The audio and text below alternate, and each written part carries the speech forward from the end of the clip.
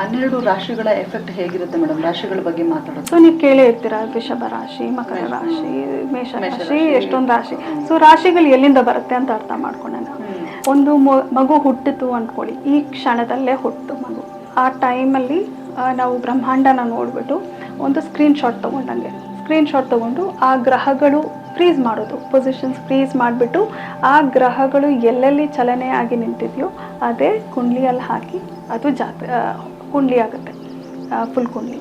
So ಇವಾಗ ರಾಶಿಗಳು ಏನು ಅಂತ ಹೇಳಿದರೆ, first of all it is cosmic ಅಂತ ನಮಗೆ ಗೊತ್ತು, ಬ್ರಹ್ಮಾಂಡ.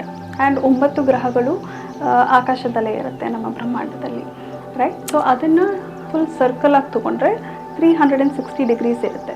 ಇವಾಗ ಆ ಗ್ರಹಗಳು ಅಲ್ಲಿ ಎಲ್ಲಿದೆ ಅಂತ ಹೇಗೆ ಹೇಳಕ್ಕೆ ಸಾಧ್ಯ?